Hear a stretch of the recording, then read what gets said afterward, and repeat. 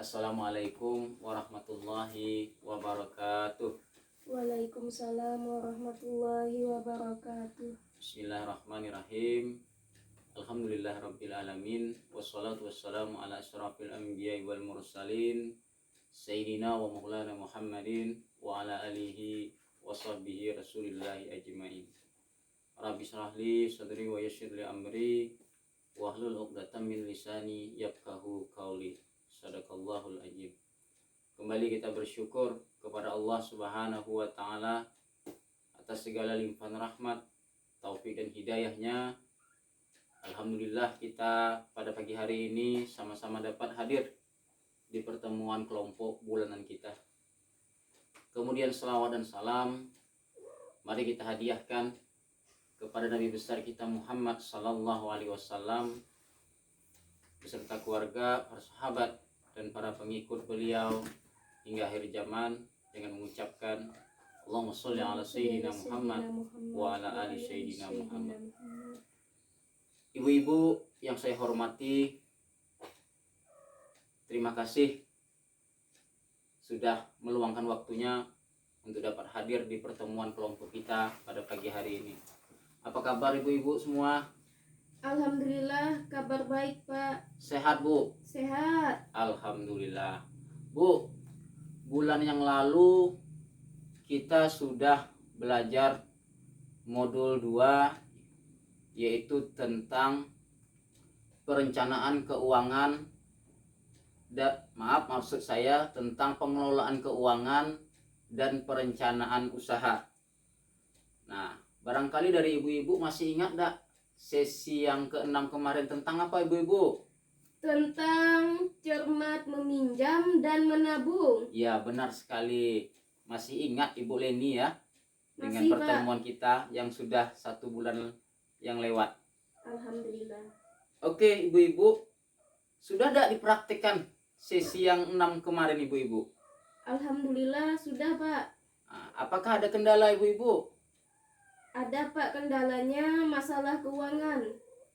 Kadang kita menabung, kadang kita tidak Pak. Ya tergantung pendapatan lah, maklum lah Pak, suami kita nih kerjanya buruh. Kadang ada pekerjaan, kadang tidak ada. Ya mau tidak mau terpaksa kalau lagi tidak ada tidak menabung. Dan bahkan tabungan yang ada kita pakai untuk belanja sehari-hari Pak. Ya nggak apa-apa Ibu Leni. Yang terpenting kita sudah ada punya usaha untuk menabung. Ya Bu Leni ya. Iya Pak. Oke ibu-ibu, kita lanjutkan untuk sesi kita yang berikutnya, yaitu sesi yang ke-7. Nah jadi dimana sesi yang ke-7 ini yaitu materinya tentang memulai usaha. Ya ibu-ibu, terkait materi ini ya, materi cermat memulai usaha ini, ya barangkali dari ibu-ibu ya ada yang punya usaha ada di rumahnya. Saya ada Pak. Apa Bu usahanya Bu? Kalau saya usaha kecil-kecilan aja Pak. Ya, bisa diceritakan Bu bagaimana perkembangan usahanya sampai saat ini Bu? Kalau perkembangan usahanya dari awal hingga sekarang itu alhamdulillah ada kemajuan Pak. Alhamdulillah ya Bu ya. Mungkin ada dari ibu-ibu yang lain yang bisa bercerita ya, mungkin perjalanan usahanya yang lain. Kalau saya tadi bisa dilanjutkan Pak, kami jualan tapai Pak. Ya alhamdulillah sampai hari ini usaha tapai kami berjalan lancar. Yang penting kami masalah rasa tidak berubah-ubah Pak, tetap menjaga kualitas manisnya. Makanya makin hari makin banyak pelanggannya Pak. Jadi sampai sekarang masih berjalan ya Bu ini ya? Iya masih berjalan Pak, bahkan lebih maju dari kemarin. Karena orang-orang sudah tahu dengan rasa tape kami. Jadi banyak yang pesan. Ada lagi dengan ibu-ibu yang lain yang mau bercerita tentang usahanya? Ya Bu Yani, silahkan Bu Yani. Terima kasih Pak. Kalau pengalaman saya pernah kemarin jualan bakso bakar, tapi tak bertahan lama Pak. Karena pelanggannya sepi sekali. Makanya saya sekarang sudah tidak ada usaha lagi Pak. Paling-paling nunggu penghasilan suami saja di rumah. Oke Itu Bu Ibu, saja, Pak. terima kasih Bu Yani. Jadi ibu-ibu, kita sudah mendengarkan dua cerita daripada ibu-ibu tadi. Ya seperti apa ini pertama tadi disampaikan oleh Ibu Leni, bercerita tentang menjual tape yang sampai sekarang alhamdulillah masih berjalan dengan baik usahanya. Kemudian tadi ada Ibu Yani juga yang bercerita tentang jualan bakso tapi mengalami kegagalan. Ya biasalah di dalam usaha ibu-ibu ya. Kadang kalau kita tidak memulai sesuatu usaha dengan perencanaan, itulah yang bisa menyebabkan kegagalan. Baik ibu-ibu, mengawali diskusi kita pada hari ini ya, yang berhubungan dengan cermat memulai usaha ini, mari sama-sama kita lihat modul clip art di depan ini ya. Ini ada poin-poin sebelum kita memulai usaha itu kita perlu mengidentifikasi, kita perlu mencermati ibu-ibu ya. Nah, agar usaha yang kita mulai itu ya sesuai dengan perencanaan, artinya bisa menghasilkan. Nah, barangkali dari ibu-ibu bisa bantu saya untuk membacakan menentukan ide usaha. Nah, ini dia ibu-ibu. Bisa dibantu ya? Siapa yang bisa bantu? Saya, Pak. Silakan Ibu Leni. Terima kasih. Menentukan ide usaha. Yang pertama, usaha apakah yang akan dilakukan? Ya, Ibu. Terima kasih Bu Leni. Jadi yang pertama, kita sebelum memulai usaha itu kita harus menentukan idenya. Apa yang perlu kita identifikasi? Yaitu yang pertama, usaha apakah yang akan dilakukan. Nah, jadi tidak semua usaha yang bisa kita lakukan. Tentu kita sesuaikan dengan kondisi dan situasi keadaan di mana kita bertempat tinggal. Misalkan kita di kampung kita, apa yang banyak ibu-ibu? Misalkan pisang ibu-ibu ya, pohon pisang. Tentu pohon pisang ini kan menghasilkan pisang. Nah, maka di situ bisa kita menjual mungkin dari pisang tadi kita olah menjadi keripik pisang. Nah, ini salah satu bisa kita jadikan kembangkan usaha kecil menengah di kampung kita ya Bu ya.